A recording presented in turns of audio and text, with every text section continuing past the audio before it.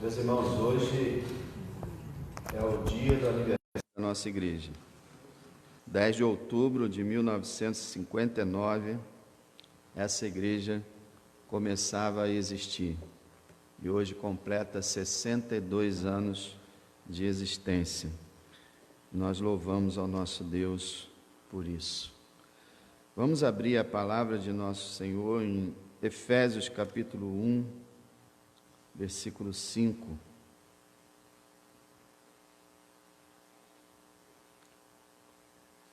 Nós vamos ler do verso 3 ao 14, mas é o 5 que a gente vai estar meditando. Mas vamos ler o 3 ao 14, essa palavra tão abençoada, que fala sobre as bênçãos espirituais que o cristão tem.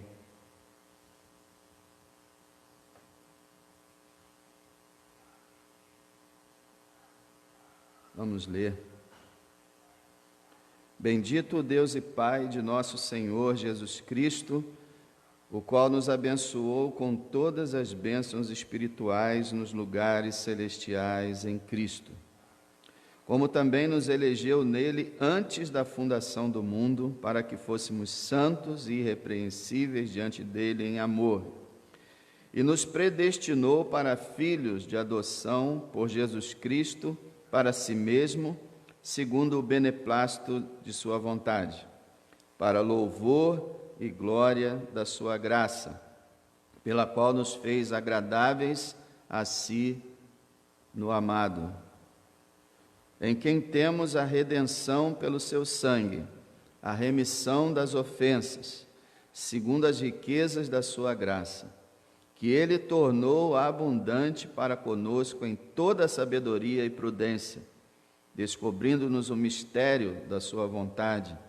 segundo o seu beneplácito que propusera em si mesmo, de tornar a congregar em Cristo todas as coisas, na dispensação da plenitude dos tempos, tanto as que estão nos céus como as que estão na terra. Nele, digo, em quem também fomos feitos herança, havendo sido predestinados conforme o propósito daquele que faz todas as coisas segundo o conselho da sua vontade, com o fim de sermos para louvor da sua glória, nós os que primeiro esperamos em Cristo, em quem também vocês estão, depois que ouviram a palavra da verdade, o evangelho da sua salvação, e tendo nele também crido, foram selados com o Espírito Santo da promessa, o qual é o penhor da nossa herança, para a redenção da possessão de Deus, para louvor da sua glória. Vamos orar, irmãos. Senhor, estamos extremamente agradecidos por mais um ano que o Senhor concede a essa igreja local, pelo Senhor ter criado essa igreja em 1959 e pelo Senhor ter sustentado ela até hoje.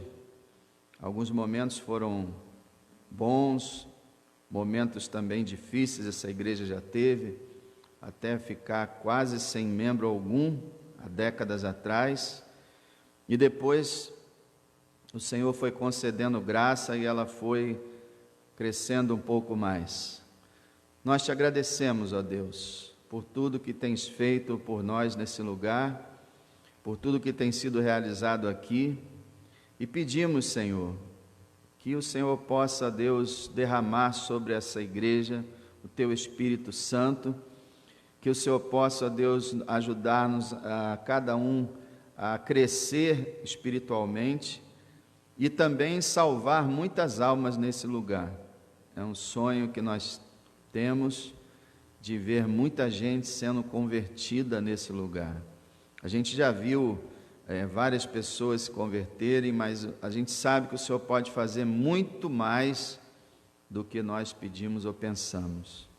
Então, ó Deus, obrigado por tudo que tens feito, continua nos abençoando pela tua graça e continua usando esse lugar como casa de oração, como lugar consagrado para o culto a ti. Continua, Senhor, usando para a tua glória. Queremos te agradecer pela vida de cada irmão a quem o Senhor tem sustentado, e queremos te agradecer pela obra física da igreja que está acontecendo quando ninguém esperava.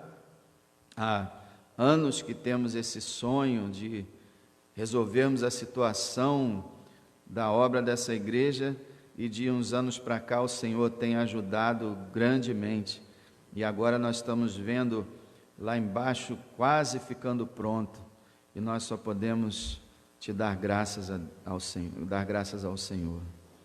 Glória ao teu nome, Senhor. Agora nos ajuda a compreender a tua palavra, a meditar nela, a aceitar ela como ela afirma ser, e que não prevaleça o nosso entendimento, a nossa mente, mas a mente do Espírito revelada na tua palavra.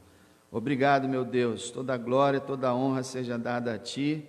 Pedimos que também o Senhor abençoe o culto à noite.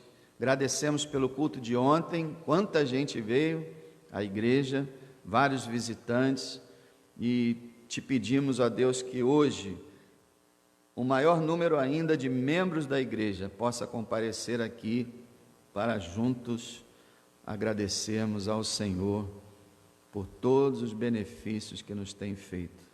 Grandes coisas fez o Senhor por nós, e por isso estamos alegres. Em nome de nosso Salvador Jesus Cristo. Amém. Meus irmãos, nesse dia maravilhoso, nós continuamos com o assunto que temos estudado, porque essas bênçãos espirituais têm tudo a ver com a igreja. Foram bênçãos dadas à igreja. Então a gente continua o assunto e continua falando da igreja. Hoje nós vamos falar sobre duas bênçãos espirituais. Nós já vimos 4 bênçãos espirituais que foram tiradas do versículo 4, e agora no verso 5 nós temos mais 2 bênçãos.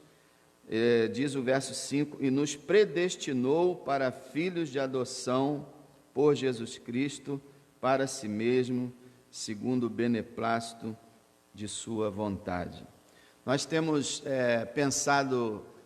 analisado que as bênçãos espirituais são superiores às bênçãos materiais, e que as bênçãos espirituais são dadas a todos os crentes, diferente das bênçãos materiais, que muitas vezes são dadas a alguns e a outros já são dadas em menor quantidade. E nós temos visto que todas essas bênçãos são em Cristo, e temos visto que temos que meditar nelas e louvar a Deus por elas, porque ele começa: bendito o Deus e Pai. Então, ao conhecer as bênçãos espirituais, nós devemos erguer nossas vozes e bendizer o nosso Deus. Mas, como eu tenho falado com frequência, nós temos uma facilidade muito grande de enxergar as bênçãos materiais e uma dificuldade de enxergar as bênçãos espirituais. Podemos dizer que muitas bênçãos espirituais nós só vamos percebê-las se lermos elas na palavra. Se lermos ela na palavra. Aliás, aquela música que foi cantada ontem, Nenhuma Condenação Há, que música fantástica, que música linda. E ela fala exatamente do que eu tenho tentado falar para vocês durante a semana. Segunda-feira eu falei sobre o poder e a influência da palavra de Deus na nossa vida. Ele canta dizendo que ele estava sendo acusado, que ele estava cabisbaixo, que o diabo estava atacando ele pelo passado que ele tinha vivido, e aí ele disse que ele começou a ler a palavra, e foi a palavra que o renovou. Quando ele leu em Romanos 8:1, nenhuma condenação há para os que estão em Cristo Jesus. Aí ele se levantou vitorioso. Então a palavra, ela é como uma grande farmácia, né, onde tem várias prateleiras, e a palavra ela tem remédio para tudo. Todas as acusações do diabo, todo tipo de dificuldade, toda promoção de alegria, de coisas maravilhosas, está tudo na palavra. Então, quando você pega a palavra, você está sendo curado de várias coisas. E a palavra ela tem também uma questão protetora. Porque quando você se alimenta diariamente da palavra e cresce no conhecimento de Deus, certas tentações malignas nem conseguem chegar, porque você já está sabendo. Você já está sabendo e você já está preparado e protegido para a batalha. É maravilhoso, irmãos. E é isso que eu tenho tentado fazer todos esses anos, edificar os irmãos na palavra. E sabendo que essa palavra é a razão de eu estar aqui, de eu sobreviver, de eu continuar ao trabalho que o Senhor me deu. Essa palavra é a fonte da minha fé, da força que o Senhor me dá. Essa palavra. Então eu quero dizer para você que se você se alimentar dessa palavra, você vai ser fortalecido. Você vai ser. E você pode dizer assim, mas eu não consigo, eu ouço as mensagens domingo, quarta-feira, tá bom, que eu não consigo. Você consegue sim. Faça pela fé, faça com esforço, em oração, você consegue. Não tenho estudo. Eu conheci pessoas praticamente analfabetas, que aprenderam a ler um pouquinho, outras nem aprenderam, mas tinham a palavra de cor na sua mente. Então, não é por cultura, não é por condição cerebral, porque o Espírito de Deus ele pode trabalhar em qualquer dos seus filhos. Então, vamos continuar na palavra. Se você perdeu as reflexões que nós fizemos na segunda, terça, quinta e sexta, volta lá no Facebook e assista. Segunda-feira falamos que precisamos ler mais a palavra, terça-feira precisamos orar mais, quinta-feira precisamos amar mais, sexta-feira precisamos testemunhar mais. Vá lá, que tem coisa muito importante ali para você, que você pode até anotar e não esquecer mais na sua vida. Então, irmãos, temos essas duas bênçãos espirituais. A primeira é a predestinação, que é uma palavra que assusta, né, muita gente, que muita gente não gosta, que muita gente rejeita, mas é uma palavra bíblica, é uma bênção de Deus. Olha lá, versículo 5. E nos predestinou para filhos de adoção por Jesus Cristo. Nos predestinou. O ser humano não gosta dessa palavra, desse conceito, porque cada ser humano gosta de ser livre, completamente livre, dono do seu nariz e fazer o que quiser. A predestinação, segundo a palavra de Deus, ela não retira a liberdade de ação do homem, como muita gente pensa. Então se Deus predestinou tudo, então não adianta a gente fazer nada. Não é assim que a Bíblia trata. A Bíblia fala da predestinação e fala da responsabilidade humana. Quer ver um exemplo? Eu escolhi vir hoje de manhã pregar nesse lugar. Eu escolhi.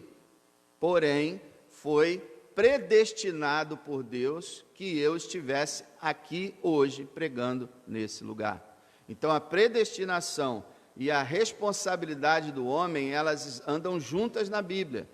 E mesmo que a gente não entenda na nossa cabeça, porque a gente não entende muita coisa do cristianismo na nossa cabeça, mesmo assim a gente deve aceitar. Deus é livre para escolher o que Ele quer, o homem também é livre para escolher. A gente sabe que essa liberdade é limitada, porque o homem escolhe só o pecado e a maldade, mas ele é que faz as coisas, tanto que cada um de nós vai ser julgado pelas nossas obras. Então, cada um pratica as suas obras por sua escolha e decide o que vai fazer da sua vida. E no meio disso tudo, Deus também decide e faz o que Ele quer. Isso é maravilhoso. Então, a primeira coisa que a gente vê é que Deus predestinou a sua igreja. E o que é predestinar? É uma coisa incrível. Nós vimos no versículo 4 que Ele elegeu, Ele escolheu a sua igreja. E agora a gente vai ver que Ele predestinou a igreja. Então, qual é a diferença? Eleger é a escolha dele. Predestinar é dar um destino dar um destino anterior a alguma coisa.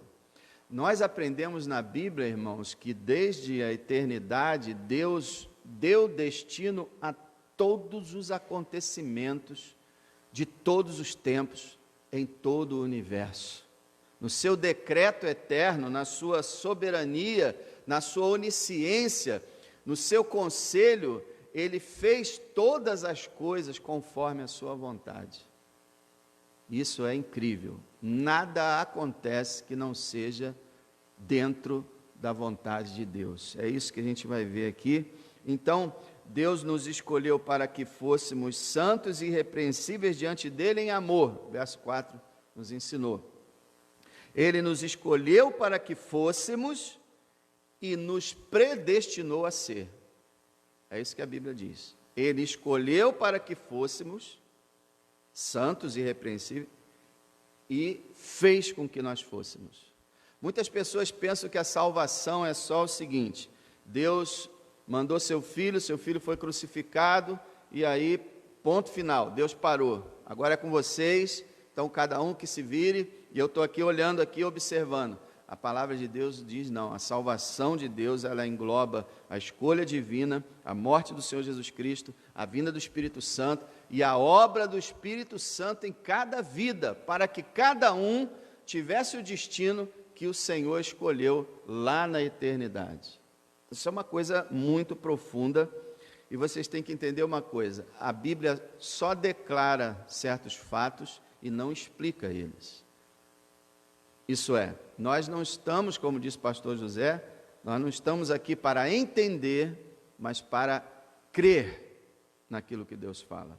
Então a predestinação é um mistério, a providência de Deus é um mistério, a soberania de Deus é um mistério, porque como é que Ele consegue ser soberano, como é que Ele consegue prover todas as coisas, escolher e predestinar todas as coisas, no meio de seres que fazem aquilo que desejam. Então, é um mistério, mas é a verdade.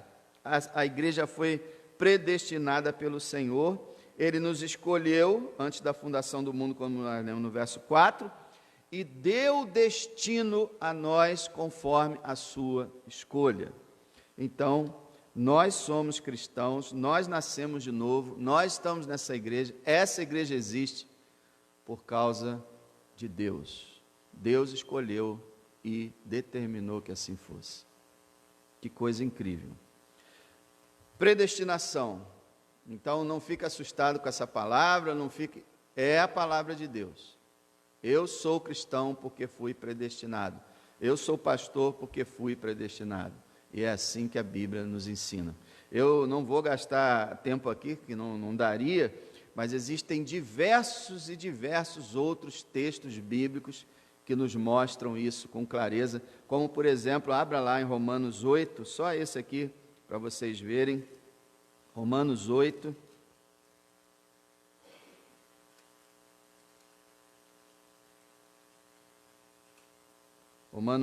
verso 28. O verso 28 é um verso muito amado pela igreja, mas é um verso assim que o finalzinho do verso as pessoas deixam um pouco de lado. Mas olha só, verso 28. Sabemos que todas as coisas contribuem juntamente para o bem daqueles que amam a Deus. Essa parte todo mundo sabe e conhece. Mas olha só, daqueles que são chamados por seu decreto. Olha o decreto aqui. O que é esse decreto? É a soberania de Deus, é a predestinação de Deus. Então, aqueles que foram chamados pelo seu decreto, segundo o seu decreto, todas as coisas cooperam para o bem deles. Olha como ele continua no verso 29.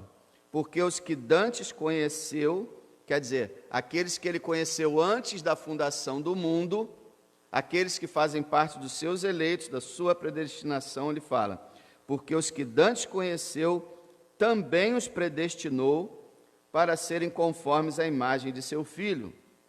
Verso 30. E aos que predestinou, a esses também chamou, aos que chamou, a esses também justificou, aos que justificou, a esses também glorificou. Veja como ele coloca tudo junto. Você acredita que ele te chamou? Você vai dizer sim. Você acredita que ele te justificou? Sim. Você acredita que Ele te glorificou? Sim. Aí, você acredita que Ele te predestinou? Não. Ué, mas está tudo junto aqui. Tudo aconteceu porque Ele antes conheceu e predestinou. E aí Ele chamou, justificou e glorificou. Então faz parte, irmãos, dessa mensagem da palavra de Deus, essa questão da predestinação de Deus. Nós falamos isso na prática, né? Nós, por exemplo, hoje nós dizemos, não, essa igreja existe por causa de Deus. Não é verdade? Deus foi quem criou essa igreja. Só que na prática, às vezes, a gente quer, recusar essa ideia. Mas é realmente Deus quem criou esse lugar, quem permitiu a existência desse lugar. Nós temos a vontade de Deus governando sobre tudo, agora existe a vontade permissiva e a decretiva. Tem coisas que Deus diz, vai acontecer porque eu quero, porque eu gosto, e tem coisas que Deus diz, permitirei que aconteça, embora não goste, mas porque eu creio que será o melhor nessa hora, nesse instante. Então Deus faz coisas diretamente, Deus permite outras, mas Ele decreta todas as coisas eternamente. E não viola a nossa liberdade de agir. Eu quero levantar esse braço agora, e eu levantei esse braço, e Deus não me impediu de levantar esse braço, porém, na eternidade, Ele já havia dito que eu iria levantar esse braço. É assim que funciona, é uma coisa impressionante. Agora, a predestinação é uma bênção, que a gente tem que aprender a agradecer, entendendo ou não, tá? Entendendo ou não, agradeçamos a Deus, que antes da fundação do mundo, Ele nos deu esse destino abençoado, que é a vida eterna. Agora, a segunda bênção vem como o propósito da predestinação da igreja. Quer dizer, Deus predestinou a igreja para quê? E diz o verso, Efésios capítulo 1, no verso 5, diz assim, e nos predestinou para filhos de adoção. E aí, meus irmãos, a gente tem aquela que é considerada por muitos a maior bênção espiritual que alguém pode ter. A maior de todas, que é a adoção. Ele nos predestinou para que fôssemos filhos dele, filhos adotados, porque nós não somos filhos naturais. Essa bênção da filiação, como muitas bênçãos são menosprezadas, e Satanás age com muita sagacidade nessas questões, quando ele vê que alguma coisa é boa, que alguma coisa é grande, é maravilhosa, ele cria um estratagema para desvalorizar aquilo. Ser filho de Deus é a coisa mais maravilhosa que pode existir para um ser humano. E aí o que ele faz? Qual foi a filosofia criada pela humanidade? Todos somos filhos de Deus. Não é isso que o ser humano fala? Na hora de pegar o bife maior lá na panela, ele não fala assim, também sou filho de Deus. Não é o que o ser humano fala normalmente? Mas eu sou filho de Deus também. Todos nós somos filhos de Deus. Então, qual é a vantagem de receber a bênção espiritual, de ser filho de Deus, já que todo mundo é? A questão é que todos são filhos de Deus no sentido apenas da criação. Nós podemos dizer que uma árvore é filho de Deus. Um monte, isso é, Deus criou todas as coisas. Todas as coisas são derivadas dele. Então ele é chamado de o Pai das luzes, o Pai dos espíritos. Ele é o Pai da criação, ele é o Pai do universo inteiro. Apenas nesse sentido é que tudo é filho de Deus. Então, um cão é filho de Deus, um cavalo é filho de Deus. Qualquer coisa no universo criada por Deus, exceto essas coisas que o homem, as coisas feias que o homem fez, tudo foi criado por Deus. Então, nesse sentido, nós podemos dizer, todos os seres humanos são criaturas de Deus, criados por Deus. Agora, filho de Deus, conforme nós vemos na Bíblia, é bem diferente. É bem diferente. Então, nem todos são filhos de Deus, não é? Nem todos. Aliás, a maioria não é. Nesse sentido mais profundo, não é. O Senhor Jesus disse, foi citado há umas 3 semanas atrás, vocês têm por pai o diabo e querem satisfazer os desejos do seu pai. Ele foi homicida desde o princípio. Ele é mentiroso e pai da mentira. Então o Senhor falou para os fariseus, vocês têm por pai o diabo. E alguém fala assim, poxa, mas aí o Senhor estava falando com os fariseus, aquela raça ruim, né? Aquele pessoal que era dos piores que tem na terra, então eles são filhos do diabo. Só que aí você vai em Mateus capítulo 13, versículo 38, você lê o Senhor falando da parábola do joio e do trigo, e ele fala, o campo é o mundo, o trigo são os filhos do reino, e o joio são os filhos do maligno. Opa, agora ele não está falando de fariseu, ele está falando de todo aquele que não é crente, ele não está falando do joio no sentido de aqueles que não são crentes e que estão aí infiltrados dentro da igreja, não, porque ele falou o campo é o mundo, então ele está falando da humanidade toda.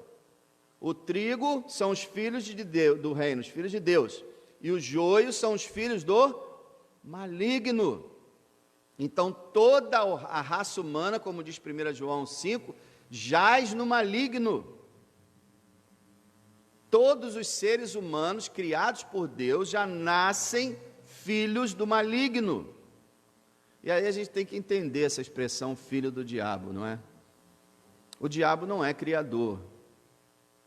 Dizer que o homem é filho do diabo não quer dizer que o diabo criou o homem. Quem criou o homem foi Deus. Dizer que o ser humano é filho do diabo significa que o ser humano tem a natureza do diabo. Quando Adão e Eva decidiram fazer a vontade do diabo e caíram e se tornaram pecadores, ali eles passaram a ter dentro deles a natureza pecaminosa do diabo. E o diabo passou a controlar o ser humano. O ser humano, a humanidade hoje, vive debaixo do seu controle, debaixo da sua influência, do seu domínio. Então, filho do diabo não quer dizer que o diabo criou as pessoas, mas quer dizer que as pessoas estão sob a influência e o controle dele, e elas têm a natureza dele. Gente, o orgulho, que é o pai de todos os pecados, foi o primeiro pecado do diabo. É a raiz de todo o pecado. Ele disse assim, espera aí, eu vou me assentar como Deus, no trono de Deus, e seria adorado como Deus. E aí foi que ele caiu. Então, nós somos orgulhosos, egoístas, egocêntricos,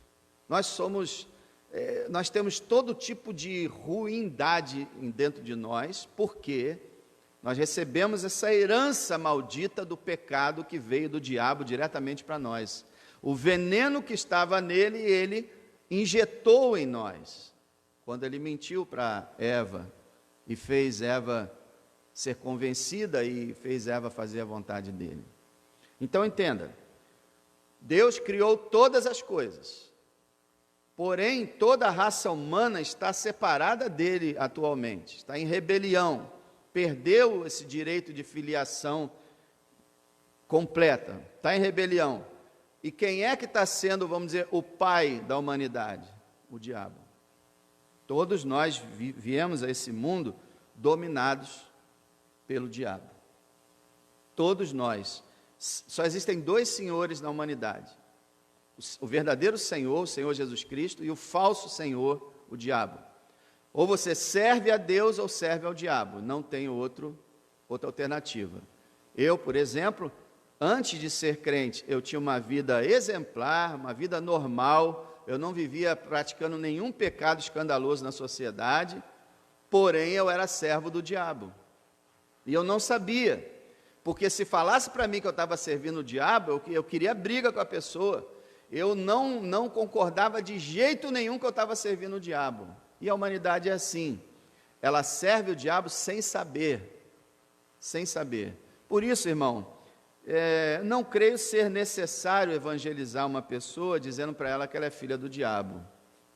Não vejo necessidade disso. Você pode dizer que a pessoa está sendo enganada, está sendo iludida pelo diabo, que o diabo tem controlado a sua mente, sabe? E falar do Salvador, do Senhor Jesus Cristo, sem a necessidade de chegar para uma pessoa e falar: olha só, você precisa de Jesus porque você é filho do diabo.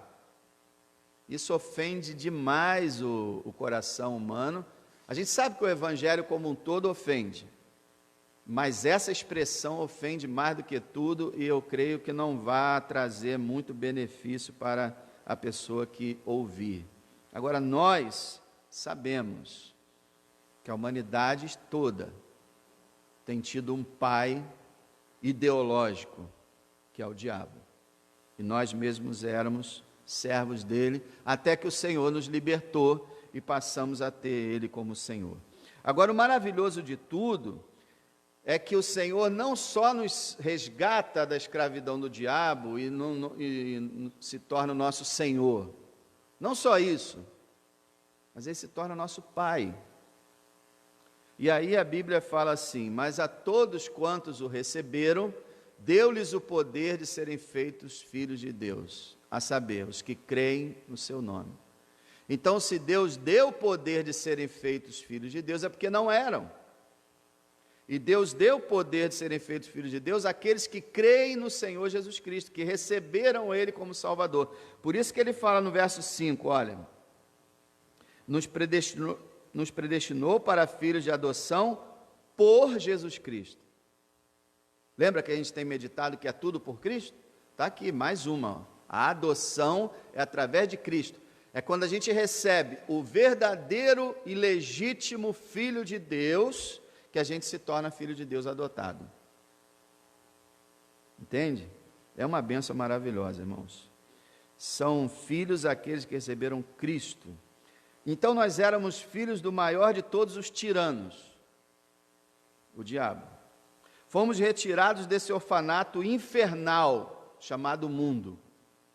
Nós estávamos nesse orfanato infernal chamado mundo, mas Deus nos escolheu, nos predestinou e nos fez o quê? Nos tirou desse orfanato miserável e nos adotou na família dele. Então nós éramos como essas crianças abandonadas nos orfanatos, sem pai, sem mãe, só que a gente estava num orfanato infernal, que é esse mundo. E o Senhor foi lá e nos tirou e nos trouxe daquele orfanato para a sua família. Mais ou menos você entende isso em Ezequiel 16, quando o Senhor usa uma ilustração de uma criança que está no matagal. O Senhor fala assim: eu estava passando e vi você, ele falando sobre Israel, sobre a igreja. Eu vi você nua, um bebezinho, nu. Eu vi você no seu sangue ainda, quer dizer, abandonada pela mãe. Eu vi você chorando, eu vi você morrendo, mas eu te recolhi e te adotei. Então, ser filho de Deus é isso. A gente estava no orfanato, esse mundo maldito, e o Senhor visitou esse orfanato e disse: eu quero você, vem, eu quero você. Que coisa linda. Lembrando o seguinte, né? Quando as pessoas vão no orfanato, geralmente elas escolhem determinada cor, né? Determinada aparência do futuro filho. Normalmente se escolhe pela aparência, pela simpatia, se tem saúde, né? Nós todos éramos horrorosos, medonhos, selvagens e completamente deficientes, fisicamente, moralmente, espiritualmente. Aos olhos de Deus, nós éramos asquerosos, como nós éramos. Assim mesmo ele disse, como ele diz em Jeremias: com amor eterno eu te amei, e com amável benignidade eu te atraí. Essa é a história. É uma história muito melhor do que a história que a gente pensa. Ele nos escolheu antes da fundação do mundo, Ele nos destinou aquilo que Ele escolheu, Ele nos tirou das trevas para a sua maravilhosa luz. E aí nós nos tornamos filhos de Deus. Fomos removidos daquele orfanato infernal para os braços do Pai eterno. Abra a sua Bíblia em 1 João capítulo 3, se você puder. 1 João capítulo 3. Meu irmão, eu gostaria nessa manhã que você pudesse entender quão maravilhoso é ser filho de Deus.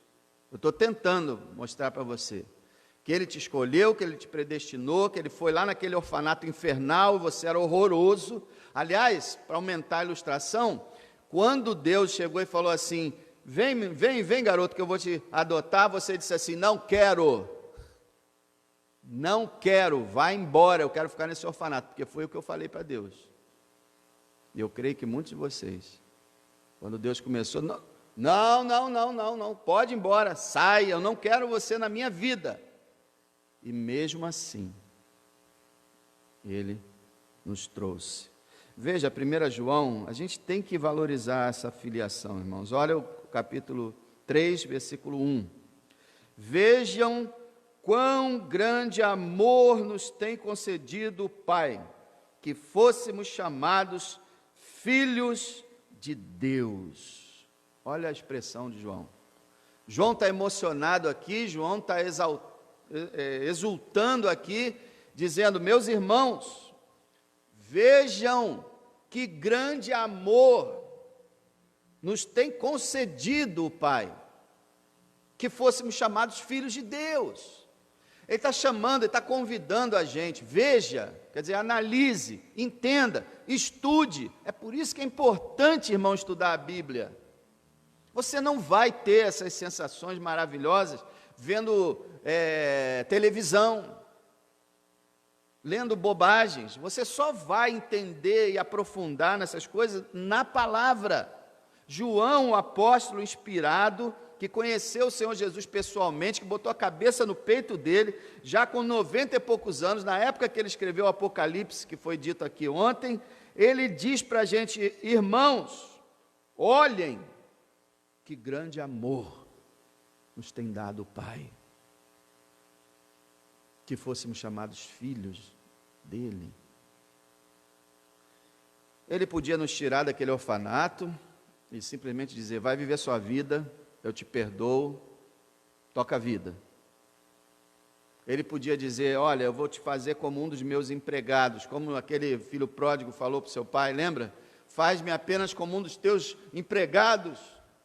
Mas Ele veio a nós e nos abraçou, beijou nosso pescoço e fez uma festa, porque Ele nos ama.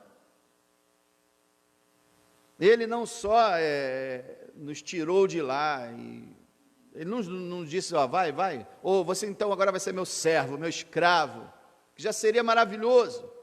Eu vou te tirar do futuro inferno, vou te deixar aí num lugar qualquer, um lugar neutro. Não. Ele nos trouxe para a sua família. Ele nos deu a vida eterna, e Ele nos deu o céu, e o novo céu, a nova terra para morar para sempre. Meu irmão, Ele te fez filho dele. Agora é muito complicado isso, irmãos, que a gente não consegue, por causa dessa maldição que o diabo criou, de que todo mundo é filho de Deus, todo mundo é igual. Todo mundo é igual para Deus, com exceção de uma diferença. Só tem uma diferença para Deus. Não está na cor, não está no dinheiro, não está na cultura, não está na raça e nação. A diferença é, como diz lá em Malaquias, aqueles que servem a Deus e os que não servem. Só essa é a única diferença que Deus vê. Então Ele nos adotou como filhos, e você precisa entender, filho de Deus. Olha só. O que significa ser filho de Deus? Hoje nós temos a natureza do Pai Celestial. Nós temos a natureza diabólica do pecado? Infelizmente ainda temos. Mas hoje, nesse momento, se somos filhos de Deus, nós também temos a natureza divina. Nós temos um novo homem dentro de nós, gerado pelo Espírito, e temos o Espírito Santo. Quer dizer, nós temos uma natureza parecida com a de Deus e ainda temos Deus habitando dentro de nós. Então somos filhos. Quer dizer, se um homem, se alguém é filho de alguém, vai parecer com aquela pessoa, não vai? Se é filho natural, vai parecer. Se você é filho de Deus, você parece com Deus. Você tem semelhança. Então você era igualzinho o diabo, mas hoje não. Hoje essa natureza humana pecaminosa, diabólica ainda está em nós, mas está sendo controlada, dominada, principalmente se você leva a sério a tua vida. E aí, a natureza divina de filho já está em nós, e procurando dominar. E quando a gente partir dessa terra, ou Jesus abrir os céus e vier, essa natureza diabólica vai ser expelida de nós. Que coisa maravilhosa. A obra que o diabo fez na vida do ser humano, de todo aquele que crê, vai ser cancelada. E aí a gente vai ter só a natureza de Deus dentro de nós.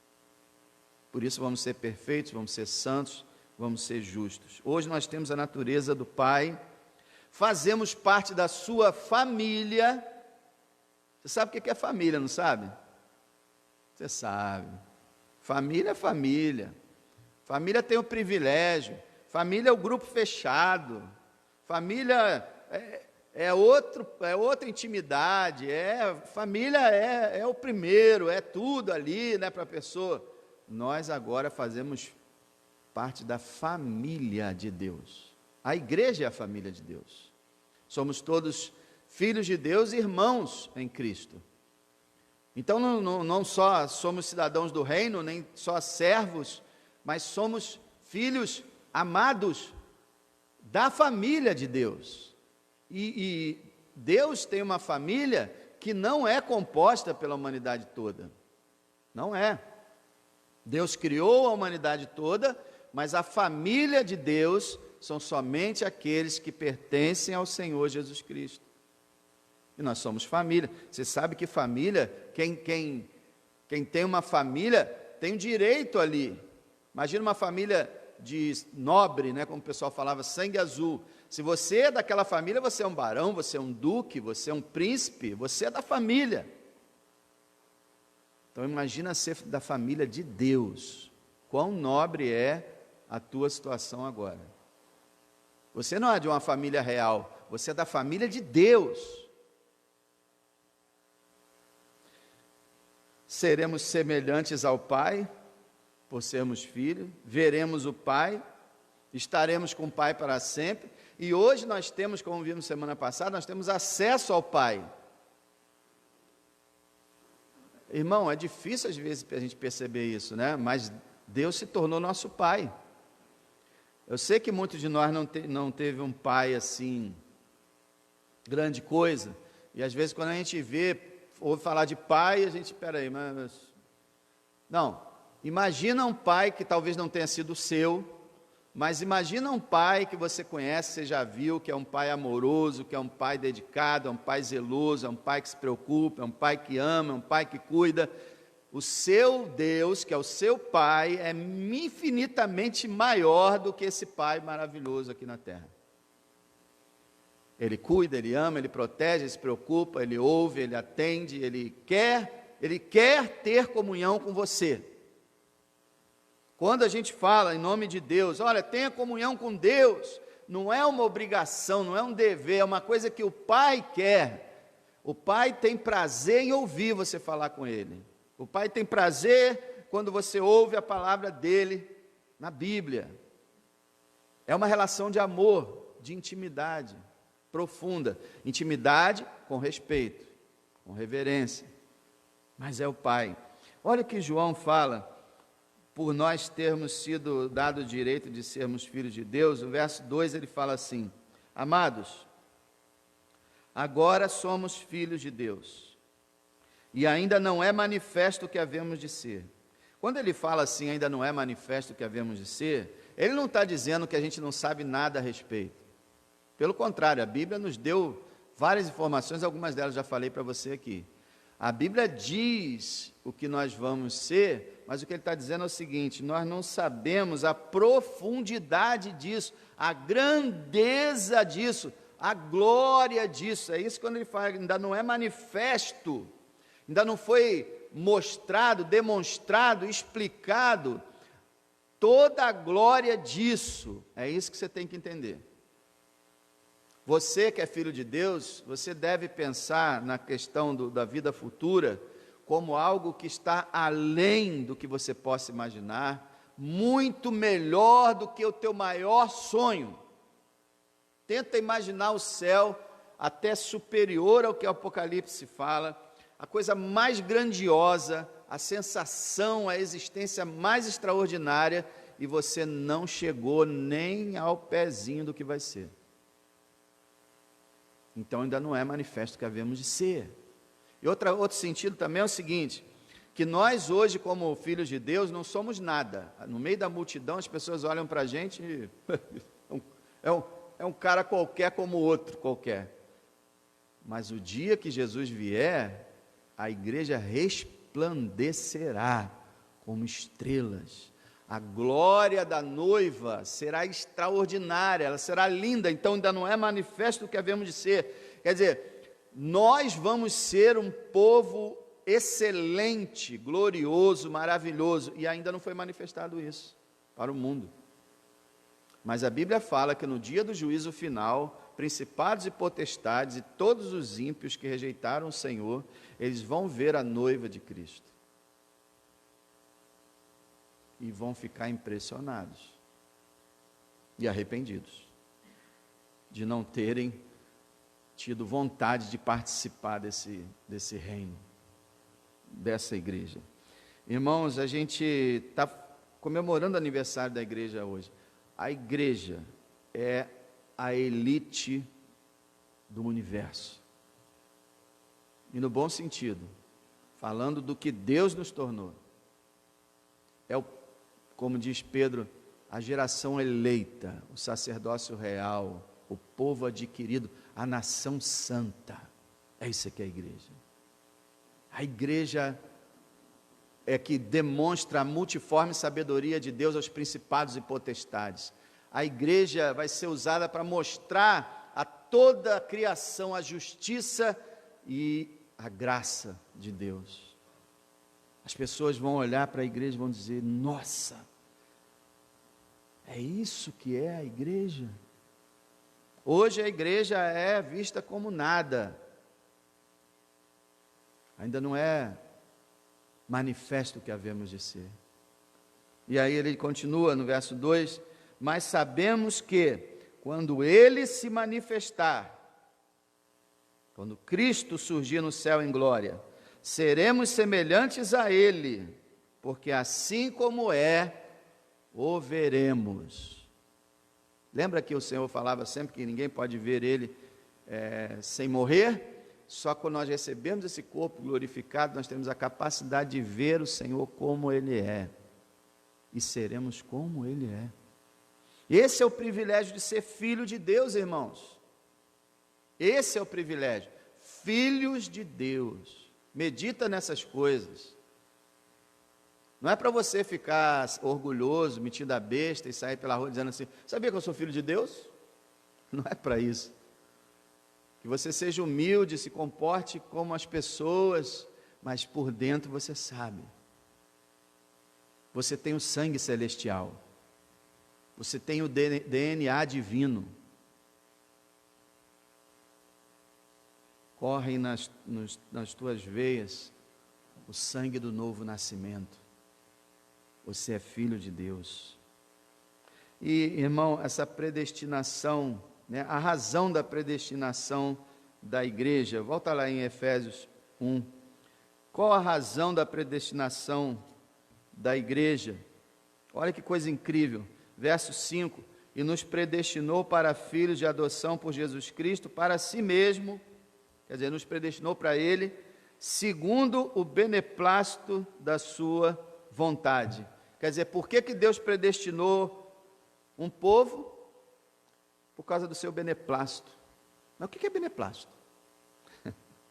Irmão, às vezes a gente comete esse erro, né? A gente lê essa Bíblia em linguagem antiga, e é a Bíblia mais próxima do original, viu, irmão? Por isso que eu insisto nessa Bíblia aqui. Por mais dificuldades que ela tenha, por isso que eu tento ir traduzindo e melhorando para vocês, mas hoje a tendência das Bíblias é serem feitas dando o sentido da frase, não palavra por palavra. E eu acredito na inspiração verbal da Escritura. Deus inspirou cada, como disse o Senhor Jesus, cada tio e cada jota, cada sinal Ele inspirou. Então, se você pega o que Deus disse, palavra por palavra, e transforma numa outra frase, para mim isso não é Bíblia. Isso não é Bíblia. Fica fácil de ler, mas não é o que Deus inspirou. Então, eu fico nessa versão aqui, que é a mais próxima do original, que não é perfeita, como nenhuma tradução é, mas meu cérebro está cativo a ela, e eu tento melhorar. Eu gostaria muito que essa versão fosse melhorada, mas não como estão fazendo hoje, pegaram a revista atualizada, botaram nova Almeida atualizada e mudaram bastante. Não é para fazer isso, era só para tirar as palavras difíceis e trazer do voz para você, mas eles não fazem isso. Quando eles fazem uma mudança, eles mudam muito, demais. Então eu fico nessa aqui. E beneplácito, concupiscência, chocarrice, parvoíce, e você fica doido naquilo.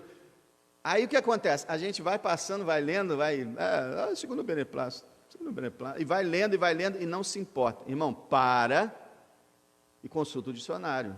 Mas onde que está o dicionário? Está aqui, ó, no meu bolso. Aqui. Você abre o navegador e digita a palavra. Já aparece o significado na hora. Então, todo mundo tem um dicionário no bolso. Só que a gente usa o celular para coisas que não são necessárias, né? E porque é bom, a gente não usa. Então, beneplácito é o quê? Beneplácito significa bom propósito, boa determinação, boa intenção, bel prazer. Já viu quando o pessoal fala, fulano fez isso a seu bel prazer? Fala com crítica, né? Mas bel prazer quer dizer bom prazer.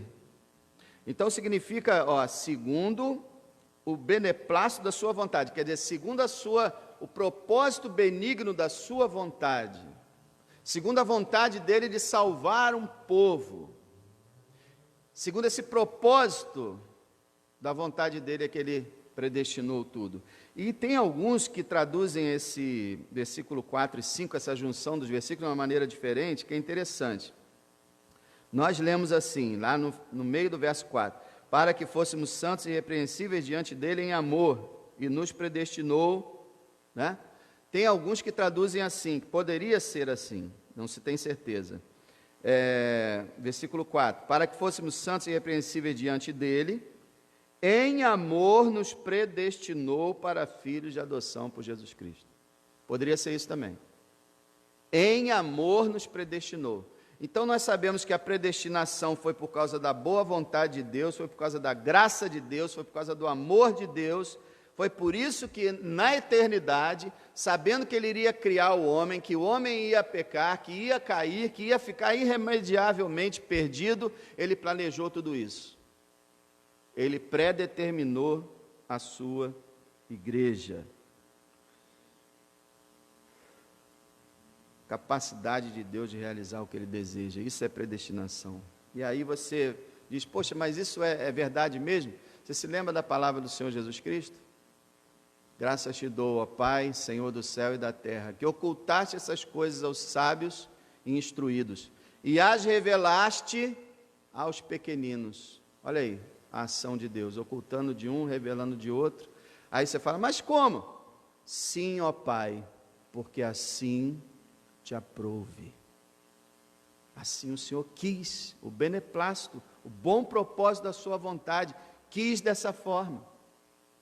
E, meus amados, a gente fica pensando a fonte da predestinação da igreja, né? De onde surgiu, como é que isso foi possível? Sabe por que foi possível?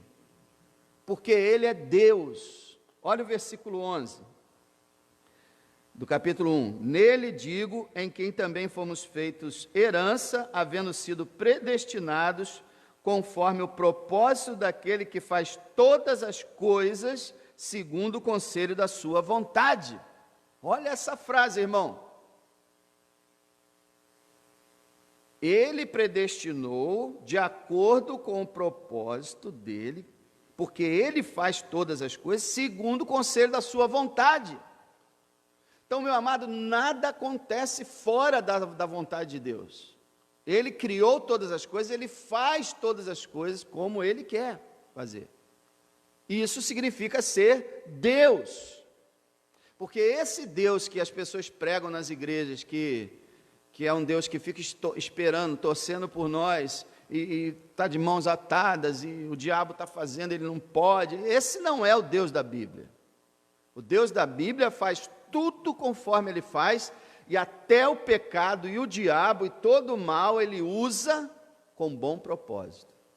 E a gente vai ver isso no final, a gente vai saber direitinho. Mas só um exemplo, como é que Deus usa o pecado? Qual foi o maior pecado que foi cometido na história da raça humana? Matar o Filho de Deus. E Pedro, quando estava pregando, disse: e foi feito conforme Ele havia determinado na eternidade. Quer dizer, na eternidade, Deus planejou tudo, usou a maldade de Israel, usou a execução que o povo infringiu para salvar o pecador. Então, Deus é tão extraordinário, tão sábio, tão poderoso, que Ele pega as piores coisas e transforma na sua vontade, que é sempre boa, perfeita e agradável. Eu vou ler aqui rapidinho para você, alguns textos. Salmo 115, verso 3, olha o que está escrito: mas o nosso Deus está nos céus e faz tudo o que lhe apraz. Ponto final. Nosso Deus está no céu e faz tudo o que Ele tem vontade de fazer, o que lhe apraz. Salmo 135, versículos 5 e 6, está escrito assim: porque eu conheço que o Senhor é grande e que nosso Deus está acima de todos os deuses. Agora olha só, tudo que o Senhor quis, Ele o fez, nos céus e na terra, nos mares e em todos os abismos. Tudo que Ele quis, Ele o fez. Meus irmãos, Apocalipse 4:11 fala que o Senhor é louvado pelas criaturas porque Ele criou todas as coisas e porque elas são e foram criadas pela sua vontade. Então, irmãos, olha, nós temos um Deus que não perde uma batalha sequer, que não pisca, que não cochila, que não deixa passar nada, que faz todas as coisas contribuírem para o bem daqueles que amam a Deus e para a glória do seu nome. Embora a gente não entenda como é que nessa confusão toda Deus reina, Ele reina. Embora a gente fique duvidoso de várias coisas, mas Ele governa, Ele reina, Ele sabe o que faz. E reconhecer essa doutrina da predestinação é fonte de gratidão, primeiro, para o crente, porque ele diz assim: que maravilha que Deus tenha me escolhido e predeterminado.